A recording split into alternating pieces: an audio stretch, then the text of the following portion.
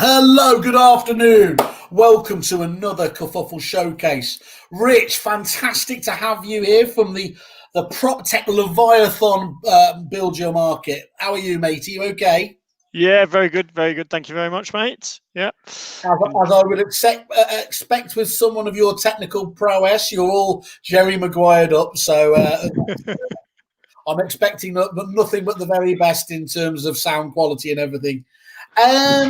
Rich, we've had Damon on before. I referred to you guys as uh, you weren't one of the first prop techs, but you were certainly in the wave just after that, and I think that was in a almost direct response to the issues when Rick and Damon had started the business, hadn't they? Challenges they themselves were facing there. You guys have been in the game for so long now, haven't you? That you've kind of seen all the different ages and everything else there. That leads us kind of to the question: how have you seen the agents? First of all, get used to digital marketing in general, and where do you think they're up to at the moment? Interesting question, because it is one of our biggest challenges, actually. We don't actually have to pitch and sell brief your market.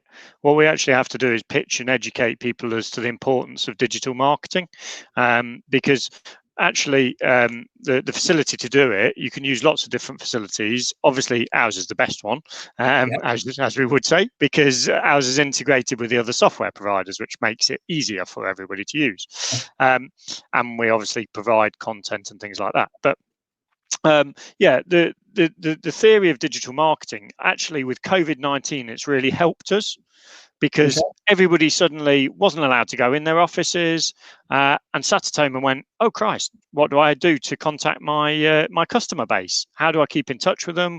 How do I generate more business?" And obviously the answer to that is digital marketing. They need to be at the forefront of the consumer's mind's eye all the time.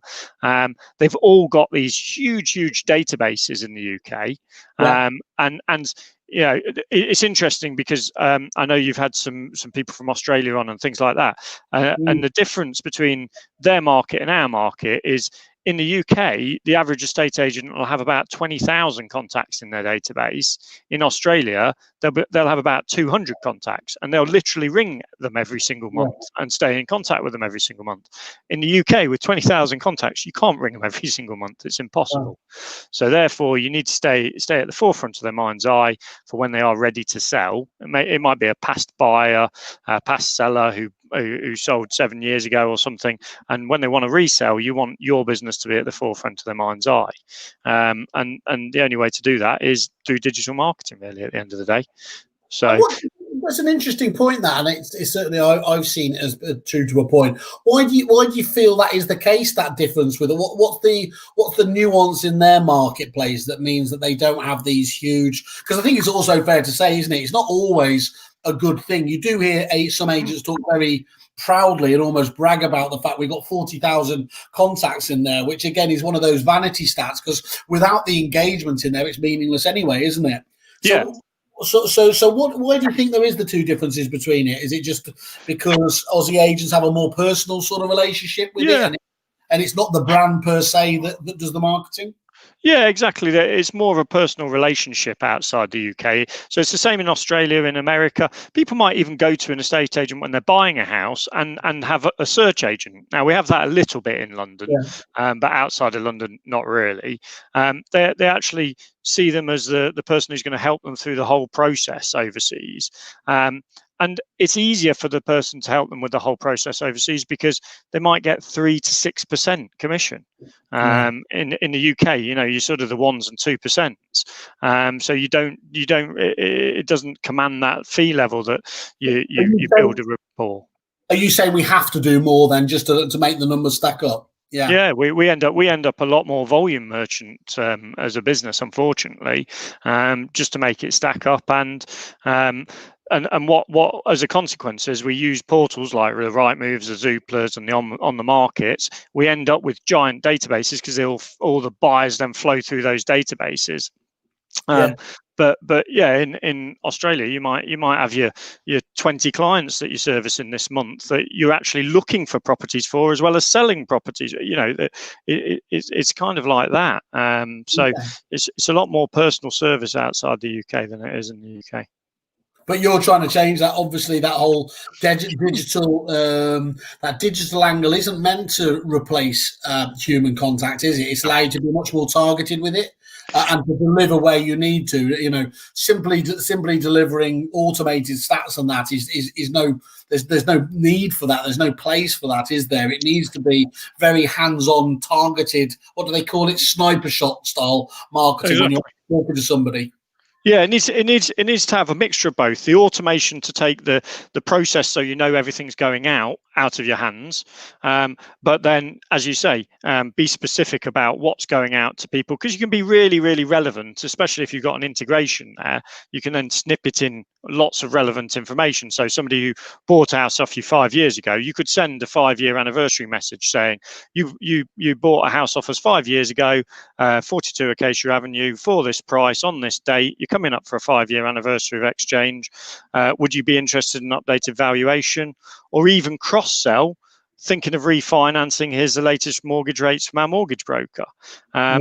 But it's not intended to replace personal service. It's intended to generate you a lead that you then follow up and follow up with personal service. And there's even lead scoring built into platforms like ours nowadays as well. So you can actually go on and it will lead score all of the individuals based upon their behavior. So that's behavior across email and website, to identify who the best people are you should be speaking to when you should be speaking to them. So it's sifting down the 20,000 contacts to a manageable number that are engaging with you, are interested in doing something with you at that point in time. That's the point of it. So I see EDM providers, and you're far more than just an EDM, electronic direct mail provider, as they call them these days. You've truly grown into there's a whole data collection services, isn't there, and analytical elements to what you do there. But for me, if there was two goals that, if you like, the everyday agent would be looking for, it would be the one that I've made myself, as usual, very unpopular with agents by saying, look, you're not short of leads. Stop moaning you're short of leads. You've got the leads, but admittedly, you find it hard to qualify the hot ones, the Glengarry, Glen Ross style leads, and get to them first and foremost. And then you do find it also difficult to deal with the other leads, who many will unfairly deem tire kickers. And so actually, a lot of the time, they simply just don't service it.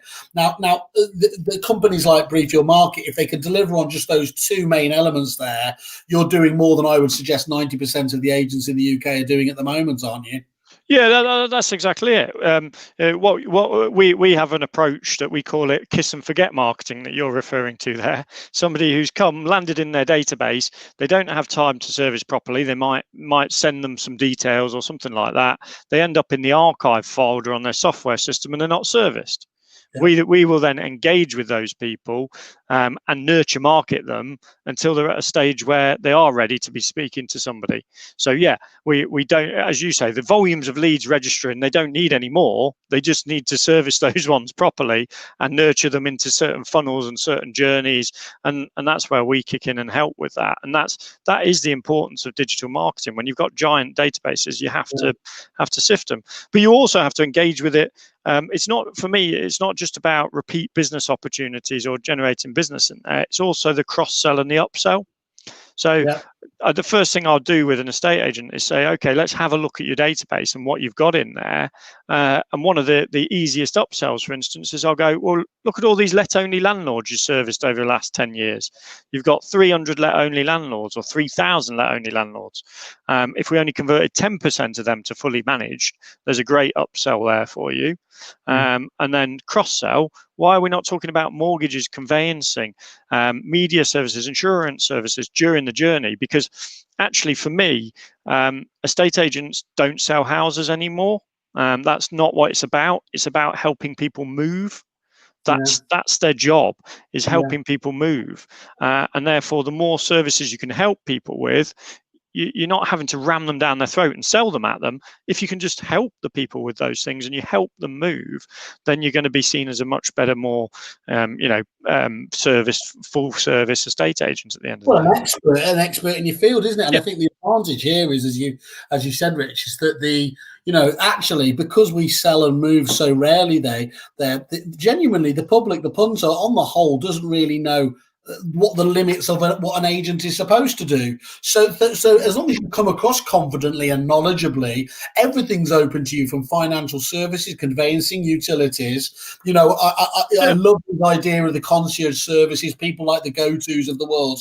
Positioned properly, you shouldn't feel embarrassed about that. That should be genuinely put on there as an extra reason to go to the agent, shouldn't it? And I think we still feel a little bit too much, and certainly all the stats show you, looking in all the CRM packages, that front office staff do not like cross-selling, or find it very difficult rather to cross-sell too many different products. And that's where the digital journey does come in, doesn't it? It does. It'll help automate it, so it takes it out of the hands. Somebody books a viewing, books a second viewing, offer made, offer accepted. You could be triggering out those journeys at those points, saying, "Have you sorted out your ongoing costs of the purchase? Do you know what they're likely to be? We can give you a suggestion as what they're likely to be for conveyancing. Have you got an agreement in principle for mortgaging? We can help you with that." Because quite a lot of people don't even know what their affordability is. People will go, "Oh, we think we're looking for a £300,000 house." They won't have done an affordability check, and they could actually be able to afford a £400,000 house. And that's been fairly fluid during lockdown, hasn't it? As financial services rules have tightened, loosened, seemingly on a weekly basis. You do need to have that expertise. By the way, I'm a little bit peeved there. The kiss and forget was something I told Damon in confidence about my time at university. So he's a little bit naughty there. You can have a word with him about that, but I'll get the paycheck for the use of that. Actually, let's start there then, Rich. I mean, we don't have to don't let's do a war and peace on it. But first of all, give us a bit of background, as we do very briefly there on the company, and then talk about you, especially you joining the business. That's where I'm keen to find as well. Yeah. So I've been with the business for 4 years now. I think it's 4 years. Before that, I was with the Guild and Fine and Country, and before that, I had my own business. So I got into the industry through selling international properties over in Italy. Linked together with UK estate agents, and actually worked with Coldwell Banker to bring Coldwell Banker to Europe and link all of those together while I was selling international property. Then formed JV with the Guild and Fine and Country, eventually joined them, spent 10 years there, really enjoyed that journey. And that sort of really indoctrinated me even closer to estate agency, to really understand, what their goals were, what they needed to do, and that's really helped me as I came across here. So then, I've been here 4 years. Biggest challenge set me when I joined the business was to understand why customers were leaving the business, because we had a leaky bucket, if you like, back then, and really that. Richard, that's true as well, isn't it? It's a really tough vertical to be in, isn't it, EDM? Because it's very easy to sign up to these ones, but the expectation level often doesn't match initial results. And so you do see, whether it's from MailChimp all the way through to your Pardots at the very top, very high levels of churn, don't you? So I know you've been honest, and I think Damon was saying in the early days, obviously there was absolutely exponential growth there, and then struggled a little bit with the customer service, and it took a while for you to sort of review that again, wasn't it? Find out what the punters really want, and pivot and change your business approach. Is that fair to say? Yeah, 100%, and that's why I now don't compare ourselves to a Pardot, a MailChimp, because actually we're not software as a service. So when I joined, everybody thought this business was software as a service, and it's only recently that we've sort of pushed them to go, no, actually we're a marketing business with the added benefit that we have software that powers the marketing. Because software as a service, people come along and you go, yep, there's your software, off you go, do your marketing. In our industry, they either don't have time to do their marketing, they don't know what marketing they should be doing to achieve the best results. And so what they actually need is guidance on both content as to what they should be doing, how to do it, and in some cases they even need a fully managed service where we will actually do the sending for them, so they can outsource the whole marketing to us and we will literally be doing all the sends for them. and actually in our industry, I find that's what our customers need more and more. So if you like, we're a marketing consultancy with the added benefit of the software there. And this is where the knowledge of you guys in a estate agency really comes into play. We were talking, we had a focus on the websites in the industry. And what was very interesting is they obviously, all of the guys, from Starberries through to the Home Flows, Property Jungles, Estate Apps, they disagreed on many, many points. But the one thing that they absolutely all concurred on was they all said, obviously, come to us individually. If not, go to one of the other ones, because it's just so risky going to somebody who doesn't understand the industry. You could spend a lifetime and very expensively, talking to people who are quite adept in their core skill, aren't they, of websites or digital marketing. But you can't wait for them to catch up a lot of the time, can you? No, 100%. So we talk the agent's language. So we understand their goals. They want more valuations, more instructions, more mortgage appraisals, more conveyancing referrals, those goals. And we actually display those goals to them. Because we're direct marketers, we're actually able to track anybody who's clicking or opening an email saying, I'm interested in a valuation, goes back up inside the software as a valuation book. So in Repit, Desres, Vibra, whoever, as a valuation book, we can track and join those two together. So we can actually show them what their goals are.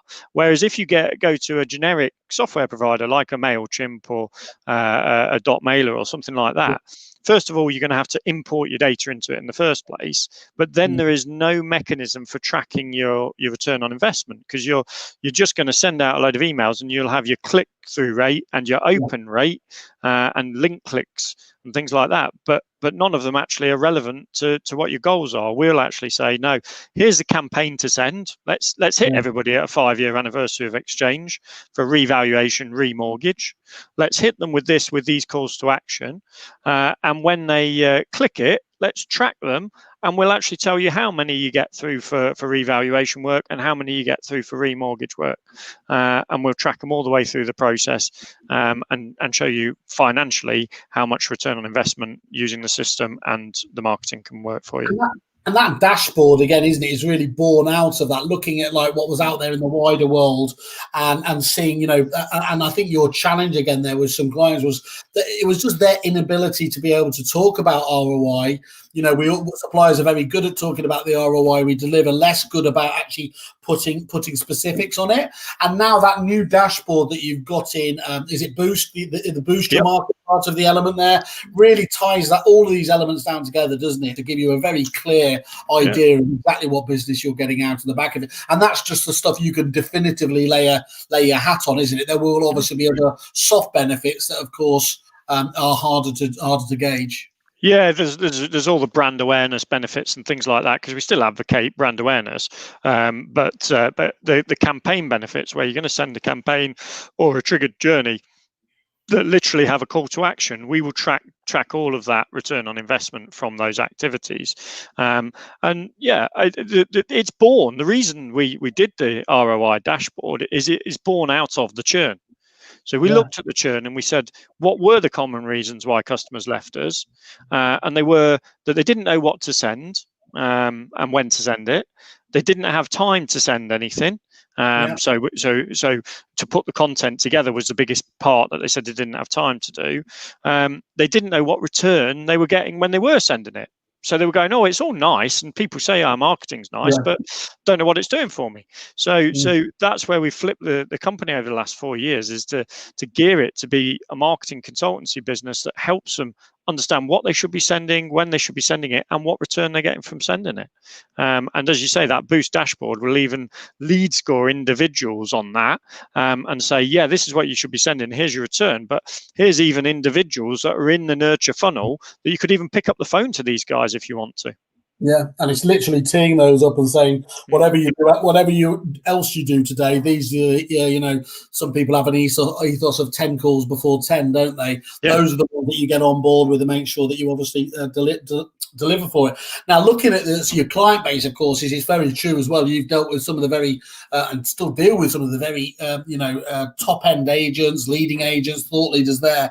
I was having a look just before, and I think they've just posted it up here again, just talking about, obviously, Kai enjoy over at Bradley's, fantastic agency down on the South Coast.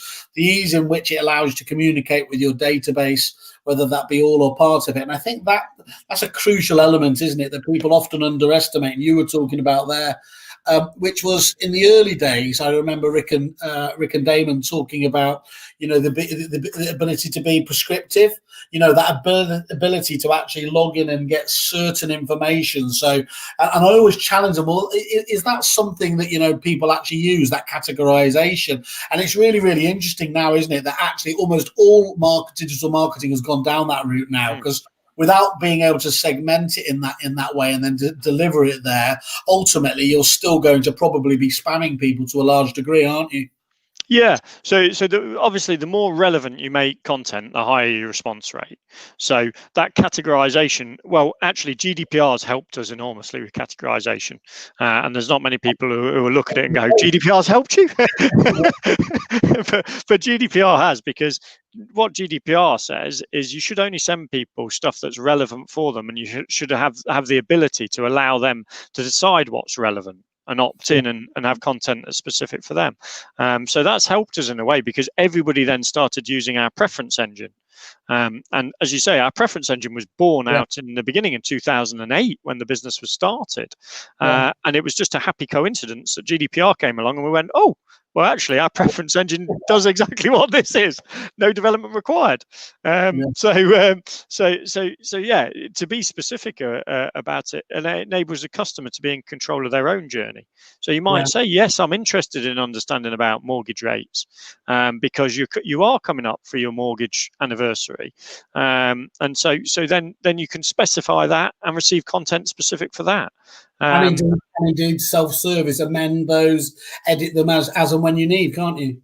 Yeah, you can change them at any point in time. So it's not just a case of unsubscribe as a link at the bottom of the email. It's unsubscribe or edit preferences, because you might not want to unsubscribe from the whole mix. You might want to just unsubscribe from certain elements, or subscribe for additional elements, that kind of thing. So we touched on a lot of this already, Rich, but I mean, ultimately, why should agents use digital marketing? Is it simply the inheritor of direct mail and the hard copy ones there, or are there other better reasons why digital marketing has to be considered these days? And I mean, is it even relevant? Is there anyone genuinely that isn't doing digital marketing, do you think, still? Yeah, no, there are a lot still not doing digital marketing, 100%. But COVID's helped us massively so, because even my mum understands what digital means nowadays. She's there on Skype, on Zoom. She knows all the technologies better than me now. She's on all of these chat conversations, and that's a massive leap forwards, because people didn't understand that actually, you can communicate digitally, you can conduct business virtually. You can be in Wales while I'm in Derby, and I've virtually done business for years now. Yeah, you virtually have. I like it. But yeah, no. So being digital, every estate agent was online, because they all had websites and they all have Rightmove, but that's not digital marketing. Passive, isn't it? That's passive. For people to essentially find you and then being impressed enough with how you look, whereas marketing is the promotion of your talent and wares, isn't it? Yeah, it is. It's the promotion of it. It's the sifting of your audience down to the suitable audience. It's categorization of what levels of interest they might have and sending them the relevant information. And they all will have done. The softwares have a match service, so they'll all have done a match on properties. But then, what are they doing to find new buyers amongst the database? New vendors amongst the database. What are they doing to talk about the ancillary services? And you'll be amazed how many agents still don't do digital marketing and don't do these things. And they'll, I might have to do a little bit of a survey on that, because that's quite fascinating that to find out that. And what are they missing out on if they're? I mean, what are those key opportunities, Rich? What would you say to those people why they should obviously give it a go? So I'll give you an example. So we work with one of the largest conveyancers in the industry, and they were reliant upon an estate agent saying, "Oh, by the way, have you sorted out your conveyancing? If not, I can refer you across to my panel of lawyers, etc." Yeah. They were reliant upon that. We said, well, actually, we think if we did this via digital marketing, we could get you a much higher response rate and a much higher penetration. So what we did was at those key points during the journey that I talked about earlier, first viewing, second viewing, offer made, offer accepted, we put pieces of digital marketing together, fired it out to people, and fired the data across. And at those key points, we've increased the amount of referrals for conveyancing going across to that firm from their introducer agents by 20%. So there's a 20% uplift there. Now, you can imagine if you could put a 20% uplift on your mortgage work, your conveyancing work, your insurance work, how much that's worth to a business, it's big numbers. It really is, Rich, and therein lies the problem, isn't it? That sometimes those big numbers, and I know this because I'm sat on the other side of the fence now, those big numbers can work against you because, frankly, they sometimes come across as just not being believable. You know, we've been laughed at as suppliers for years for saying, you know, you just need one more instruction, and agents are just glaze over. But the problem with it is it doesn't leave you with much anywhere else to go, and actually sometimes that it's absolutely true. Indeed, it's underselling it to say you're only going to get one more instruction. So it's not the fact that you're saying you can get one more instruction on this. It's the ability to demonstrate it effectively, isn't it, is the key. Because and let's be very honest, Rich, you don't need to have a upswing of 20% in many of these key ratios to pay for Brief Your Market. You will need a tiny percentage of a point upswing, won't you, to see that, because it is not an expensive service. I mean, all services are expensive if they don't work, but with your ability to measure this now, it's there for you in black and white, isn't it, essentially? Yeah. Yeah, well, to be honest, we would even for the Kerfuffle audience, we would even put a money back guarantee out there that we would say, if we don't generate you X number of valuations, and we'll just measure it on valuations, let alone the mortgages, conveyancing, because they all still see them as ancillary. On the number of valuations, if we don't generate you X number, so if you're a one branch agent, let's say, I don't generate you 6 additional valuations by the end of month 3, provable by somebody clicking book evaluation in the emails that we're sending out, they could exit our service and have their money back. Because I know we can do that. I've just got up on screen in front of me. I just thought I'd have a look to see what we've done with Bradley's over this quarter. So Bradley's from the, if I just turn off automation, from just the campaigns going out, we've generated them 64 additional valuations worth £230,000. And I happen to know your service isn't £230,000 a year, is it? No, it's 500,000.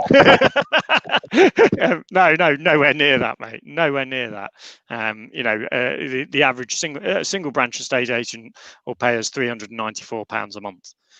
So we're absolutely nowhere near that. The minimum expectation we would set is that we want to 5x somebody's investment in Brief Your Market, but that's a very minimum because we know we can do a lot more than that. I guess that's one of the nice things. You haven't been in this for such a long period of time with such a large breadth and experience with the agents. You can be quite punchy and quite knowledgeable about those stats as well, isn't it? So that's great. You can put your faith in that as well. And it's all about, obviously, the agent's data there. So how does BYM help agents explore, that using market data as well? Okay, so actually it's about 3 pieces of data. Number 1, it's about their database, and we'll help them build that database with data capture units like online valuation tools that we give them on their website, registrations for newsletters and things like that. So that's 1, that's about their database, how we can help them maximize the return on investment from that. But then we also have on-market data and off-market data. homeowner and home mover data. So homeowner data, all the people who live in an agent's area, we get that from credit reference agencies and then enable them to profile it to, for instance, identify all landlords living in an area. So we identify second homeowners living in an area, and they can write to those and target those. So that enables them to get after the audience living locally and homeowners. We then have home mover data, whereby we have all of the data that's on Rightmove and Zoopla, all of the listings that are on there that comes through every 4 hours to us. So we're able to identify new listings, withdrawals, fall throughs, and we put the house number and name against those listings wherever we can. There's like 36 different sources that help us do that. Put the house number and name against it, enable the agent to target it via letter. Or the key bit is, because again we're integrated with the CRMs, the Repits, the Desreses, we can also cross-populate that data and work out whether they exist as a contact in their existing database, and if they do, put the email address or mobile number against it to enable them to then send them emails. So they don't just tout with letters, they can actually tout with emails or just call them up, because we identify the correlation straight away for them on the dashboard. Excellent. That's really good to know. And Shell Killoran here just comments on our previous point there. Yeah, many are still doing leaflet drops, hand delivering them. Imagine what the ROI is. The need to invest in the future. You made a lot of good points there, Rich. So good to hear that there. Now, one point that we were going to talk about, obviously, which surprised me a little bit, because let's just, Sharon's just jumped on. Hi, Sharon here. Apologising, just joined. You don't have to worry about that, Sharon. She just mentioned she had a demo, but they couldn't integrate with her CRM. Now, I'll be very surprised about that, because, of course, is one of the key areas you've been, very prevalent. You were the first company really to go out to all the main ones there. So, Sharon, it'd be useful if you could just drop into the comments which CRM it is. I'm sure. I mean, the problem is that there are 1,000,001 there. But ordinarily, Rich, haven't you? You've got integrations with all the main, all the major ones. Yeah, we've got all the Repits. All the different versions. Desres, Vibra, Dupix, Expert Agent. We've even got some strange, obscure ones out there as well. Property Pro, things like that. So we have most of the major ones, but we also have an open API. Yeah. Which means so if they need to, they can. That provider can then basically get around. So that's you essentially absolving yourself of anything here, isn't it? It's basically saying, look, we've got an open API. If the CRM provider feels that this will be a benefit, they can integrate. And then, of course, there's always the ability to have CSV imports, isn't there? I know it's not ideal, but on the whole, you're not importing, for a lot of this stuff, not overly regularly, are you? So you can import data, and if you import every day, it'll work exactly the same as an integrated solution. If you don't, the concern is then over customer journeys. So if we're triggering out pre-valuation messages, post-valuation, viewing feedback questionnaires, stuff like that, if we're triggering those out, if they don't import every day, those could fail on us. But it still allows them to use, I'd say 60-70% of the system, because you can still do your campaigns, you can still use the on-market data, the off-market data, get newsletters out there, and some wider triggered data like the 1-year anniversaries and things like that, because you're going to import before a year comes up.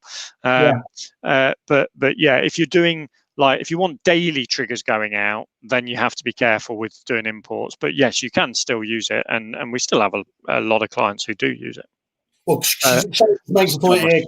Currently, Domus, although she's changed to Agent Hub, that's one of the Salesforce ones. And I'm pretty sure you've had an integration with Salesforce before now, haven't you? Yeah, we do have an integration with Salesforce.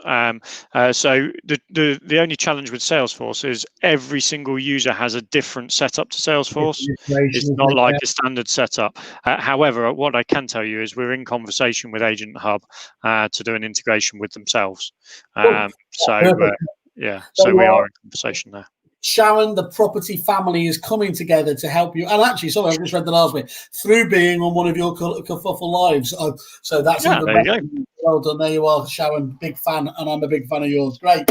Okay, so how important has that integration piece been in Brief Your Market's success, though? Because I guess that's very hard for other people to break into this industry if they don't have that. If they don't have that experience and that knowledge base of talking, because as you mentioned there, each Salesforce iteration is its own build essentially. There, learning what the peculiarities are of each of the different CRMs is a learning journey in its own right, isn't it? Yeah, the CRMs have been pivotal in our success, really, to be honest with you, because we're the only company who can interrogate data and go, oh, show me who the let-only landlords are for this company. Show me everyone who's coming up for a 1-year anniversary of exchange. And then, on top of that, record the return on investment when they are booking in as a valuation. So nobody can do that without manual imports, exports all over the place, and then the big PSG providers, so the Vibras, the Dupixes, don't allow anybody to integrate with them. So there's nobody can have those levels of integration bar us. So yeah, they have been pivotal in our success, and really it's critical for what we want to do and how we want to help our customers get that return on investment, really. In terms of understanding them, they are complex beasts, and every single one have a different database structure.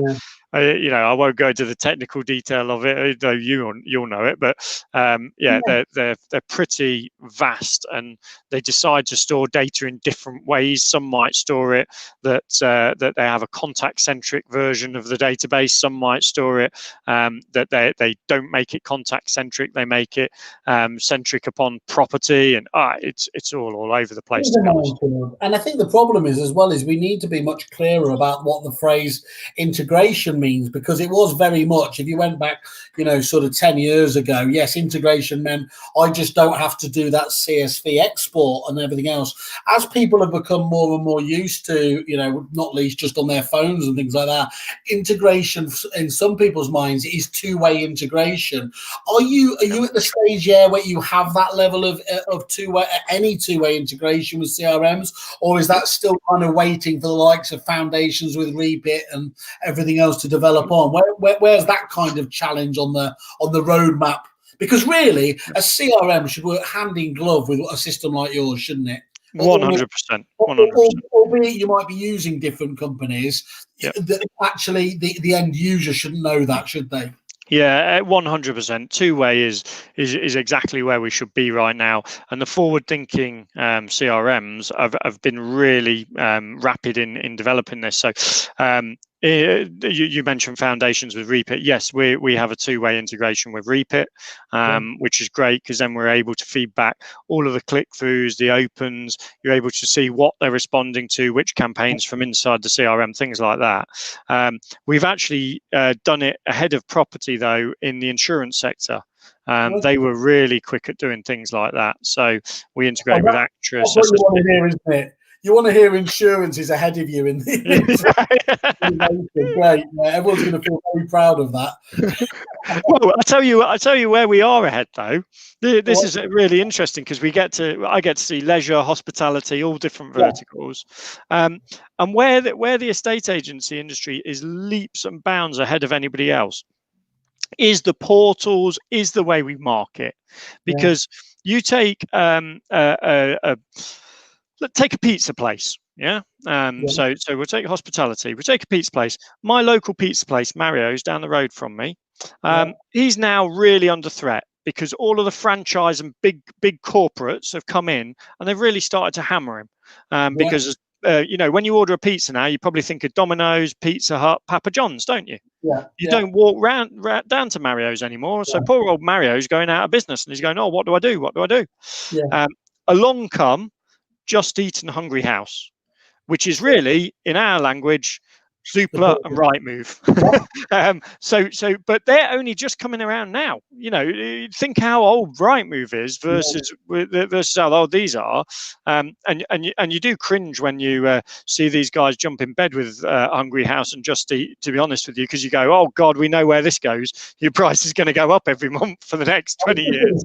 And they are. I mean, they are already having those conversations, aren't they? I've heard them talk about how heavy the cuts can be, but that's a really interesting comparison, that, because you're right. Not least it's my own favourite comparison, of course, because between Uber Eats, Deliveroo and Just Eat is pretty much my nightly routine. So that, are there any other areas you think that because of that necessity, because we've been for the best part of 10, 15 years, had that peculiarity of the portal market, that we're better placed? You've spoken about the fact that because of the tightness of the fee, we've had to be very efficient, and certainly that's my experience borne out when I do look at some of the Australian, marketplaces. We are able to do numbers, very large numbers, very effectively. Yeah. So I mean, if I sort of carry on the analogy, if you take the Paul Mario's, what he's now got to do is do some digital marketing for himself. That's the only way he is going to counteract the Just Eat and the Hungry House need. He needs to capture everybody's mobile number when they come in, so he can be text messaging everybody out with the Domino's offers of this world. He needs to capture their email addresses and be making the same level of offers and that the corporates are doing. And the same's true of an estate agent. So, your over-reliance on your portals, you can do something about it. You can address that balance. You can actually do some digital marketing by marketing to the people yourselves. So make sure you're capturing their email addresses. Make sure you're capturing their mobile numbers. Let's start to do some digital marketing, and that's the difference, mate. And so that's where I don't have any Australia analogies with that, other than I know the size of their databases are different, but yeah. And how much time is involved with digital marketing and the platform then? How much? Yeah, so it's a very good question, because because we feed content in the system, we actually plan the schedules a quarter in advance for all of our customers and things. You can actually spend as little as an hour and a half a week per branch, and you will get success as long as you follow that schedule. But what we found more and more is more and more people use our fully managed service. So this is dealing with the issue where, and I know it myself, me and my own old compadre Peter Fennick, we got very excited setting up our first Repeat newsletter with Brief Your Market. I think we had about 43 articles that went out. It was just ridiculous. We went crazy and everything else. Next one, it went down to 20 articles. By newsletters 3 and 4, we were going, oh my God, and it just becomes, because life, takes over, doesn't it? Yeah. If you're not spending all the time there. So what you've done here is you've essentially said, look, we appreciate how difficult this is. So let us, as you said before, almost like a marketing agency, if you want us to, we can take over that role. Is that correct? That's exactly it. We just say, you let's agree the schedules. Let's agree what localized content you want in there every month. We'll even do their social media for them as well. So we'll pick up their LinkedIn, their Facebook, their Instagrams, and we'll just say, we'll do that and we'll manage that for you. And all you then have to do is look at the results. So every month we'll speak to you about the next month's campaigns, but we'll speak to you about the results we've got and check you're on the leads that have come out of it, and you've known which ones are the primary leads and all that kind of stuff. So yeah, it's fairly straightforward then for them. So they have that 2 levels of service, and quite a lot of customers use both. Quite a lot will still take the fully managed service where we're going to do it, but they'll still do campaigns on top. So, for instance, they know that they've got a base level going out, so they can. But actually, when there's time for an ad hoc campaign, you can do that as well. Actually, I was going to ask you. I saw one that was really, really successful from first out, and again shows the value of you guys being, in the property industry. It was a really clever look. I don't think it was anything other than what most estate agents were discussing, but you guys jumped on top of the stamp duty announcement, didn't you? Went out very quickly, almost within an hour of that, and said, look, this is the time to make opportunity. The one I saw was you and Pygott and Crone teamed up, And again, going back to that point before, we weren't talking about a single instruction. We were talking about a number of certainly appraisals, and I'm sure that's led through to business. And that was within just 24 hours, wasn't it? Yeah, we had about 5 different versions of the article ready, so we were literally ready for the announcements as to what the government were going to say, and as soon as they said it, released that, put it into our campaign library, made it available for all the agents, told all the agents it was there. With Pygots, they were on fully managed services, so we just rang them up and said, "Do you want to send this?" Yes. We pushed the send button, and they got terrific results from that. I think it was something like 60 valuations within like 60 minutes. It was phenomenal.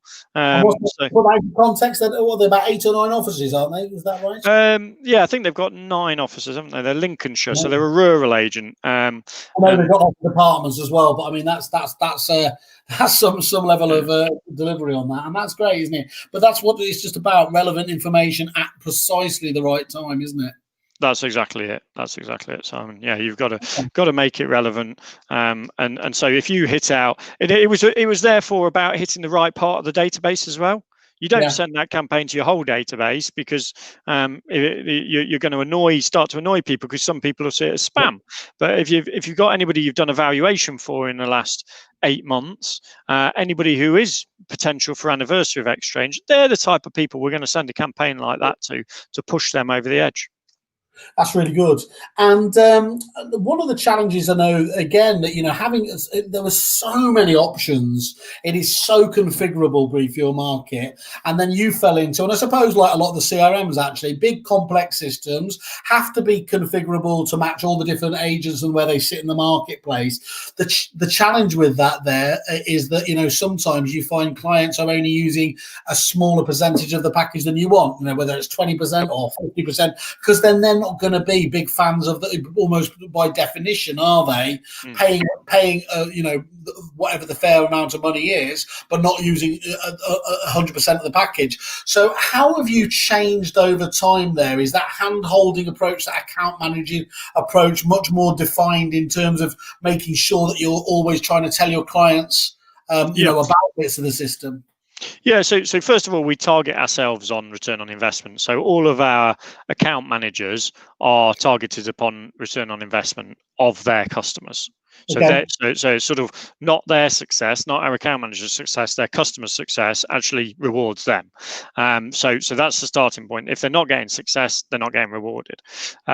And then in terms of getting that success is only possible through usage of various elements of the system. So we break it down, and we have what's known as the Activate program, which we take the customer through for the first 3 months. We then have the Succeed program, which is the next 3 months. And then we have the Enhance program, which is the next 6 months. And each of those bring in various elements of the system as they go through to make sure by the time you get to the end of the 12 months, you've got a super user who understands all of the elements. So it's not, as you said earlier, kiss and forget. It's very much you're in this for the long term. Yeah, exactly. They're married to us. Okay, lovely. That's good. I think it's really important, isn't it, these days? People want to know that they're hands-on. And as you said, I mean, I personally, if I was thinking about starting up an agency or looking at just refocusing my marketing with digital and looking at Brief Your Market, I would be very much just saying, well, costings aside, obviously making sure that it's stacked up, just taking away that kind of that headache of worrying whether you're going to do it, going for the managed service to start off with, and then learning the capabilities over time, so that if over time you wanted to decrease it and take full control, you can do, but at least you knew that you were getting the return you needed to justify it in those early days. Exactly. So just have it going on in the background, allow somebody to do it. But then I tell you, one of the ones that I always advise people that they should do themselves if they've got fully managed, and that's Electronic 2020.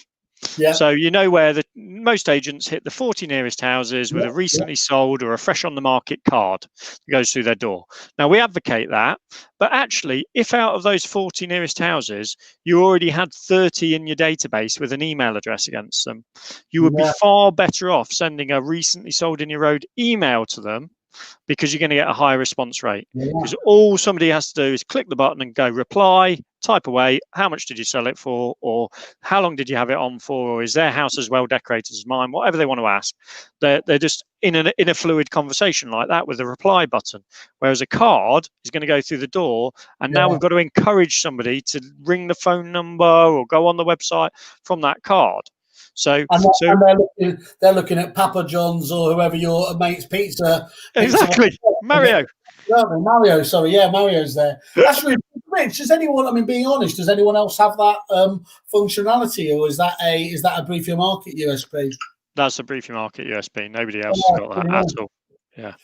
I was talking on the earlier one actually with Roy for looking at obviously the valuation tool, and we were talking about whether the being able to have click in and link through to people like Repit's digital agents and the other CRMs have them there. That's a natural walkthrough again, isn't it? Is get them interested. You've got obviously you've let them know that something's gone on or changed down their street, and look, would you like us to just pop in and have a chat with you about it? It couldn't be any simpler in terms of a easy digital journey, could it? That's exactly it. You make it as simple and easy as possible. We have the calls to action that says, click here to book a valuation.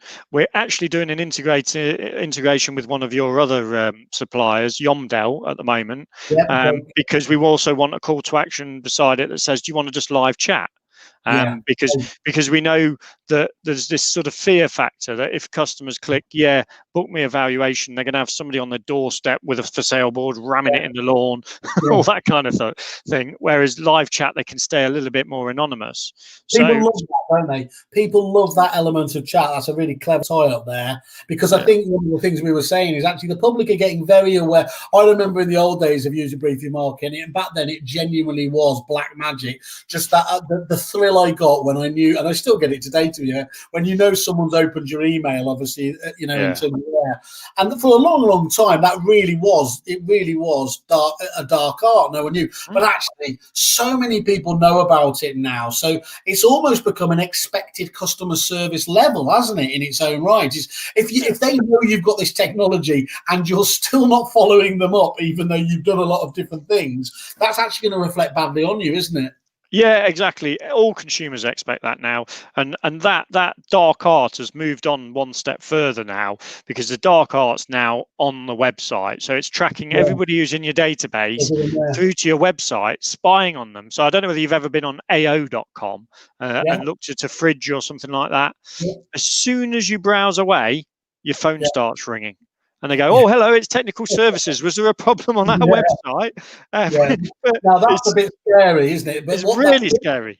What that does show up, though, is the function. And I've said for some time now that for me, the holy trinity has to be for an estate agent. If you're going to look at one in the part of your tech stack that needs the most attention, first of all, your CRM obviously as the foundation, I still believe, of the business. That's my buyers coming from there, but that's the source of truth in many senses there. But then your ability to have that integrating and proper two-way integration with a marketing suite, an EDM solution like Brief Your Market. But then, as you've just highlighted there, is you can't ignore then the biggest shop face they've got digitally themselves, their own website, can there? And actually that holy trinity need to be feeding off each other, don't they? So that because otherwise you will be missing opportunities. There will be a Chinese wall, and it's going to make and it's hard enough, making best use of all this data and marketing it if you don't have transparency on all of that. Yeah, exactly. It's an intrinsic element of a sales funnel. The shop window, as you call it, the website, completely intrinsic element. What I would encourage agents to do is think about a customer journey and go, well, how do people arrive at us? Some might start on Rightmove, and they might go from Rightmove and make an inquiry like this. Some might start on Google and they'll come in like this. But look at all of the touch points they have with your business, whether it's a website, whether it's an email landing with them. Look at all the touch points. and work out whether the touch points are what you would want to receive as a consumer and what the customer experience is of that. Because it's not really just a customer journey, it's a customer experience now. The better the experience, the more they're going to engage with you. And as you say, there's now a level of expectation as to what an experience ought to look like now. All these apps create that level of experience. If you go on an app now that was like an Uber, let's say, and it didn't actually know where you were, you go, well, that's rubbish, isn't it? I have to put in my postcode. What? I have to put in where I am. You have this level of expectation, and it's the same of an estate agency's level of customer service.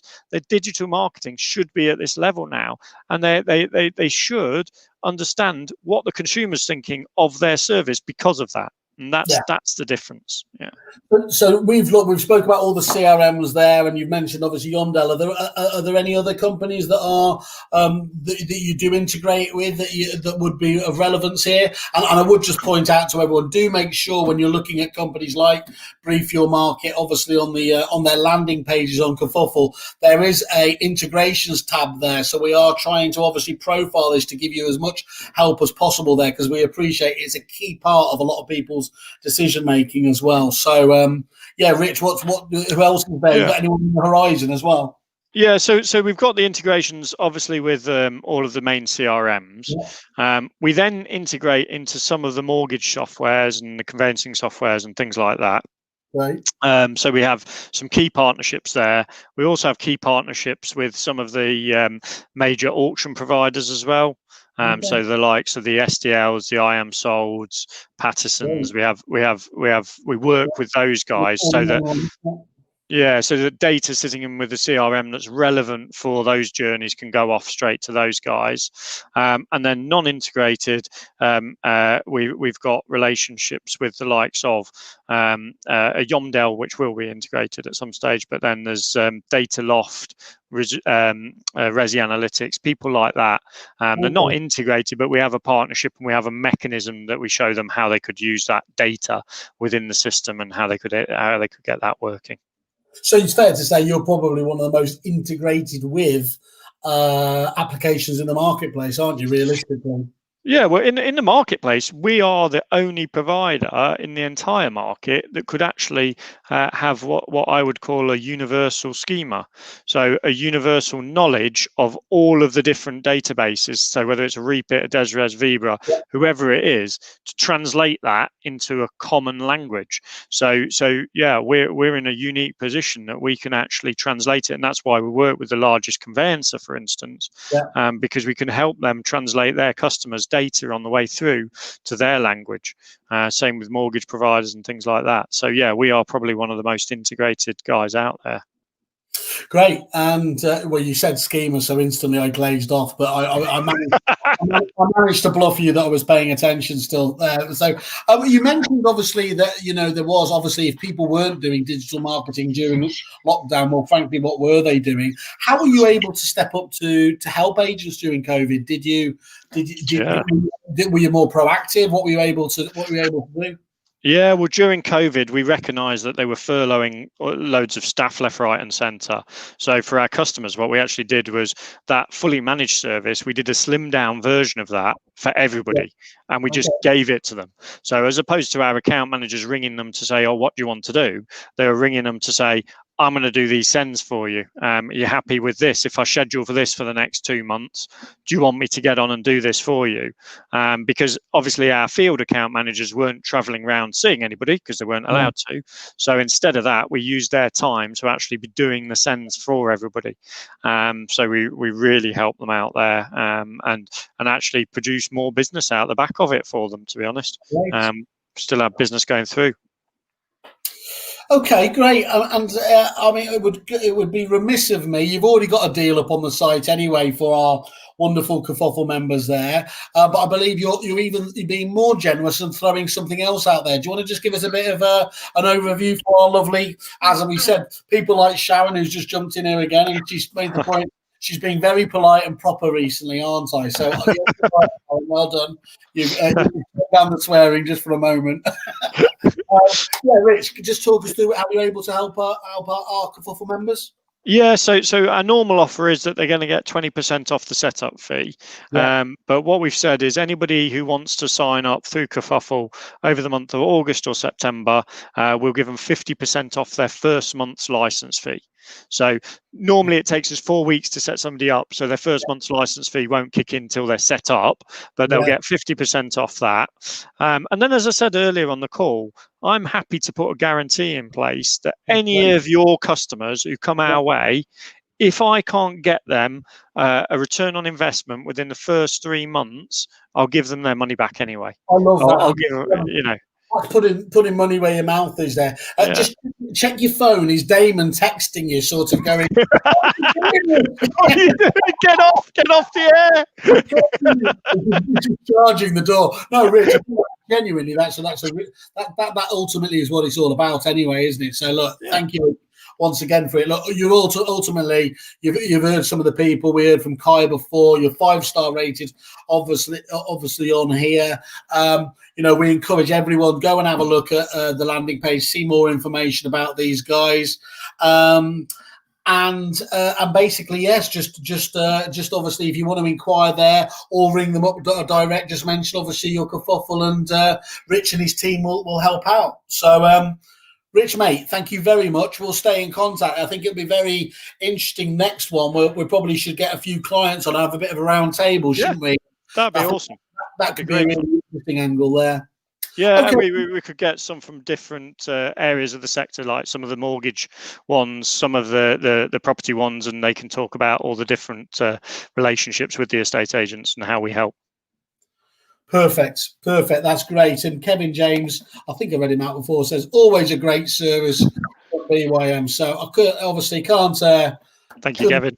Nice way to finish it, isn't it? So cool. Okay, thank you very much. Thank you everybody for taking part, and we'll catch up with you soon. Cheers, Rich. Cool. Thanks, matey. Speak to you later. Cheers, everybody. Bye.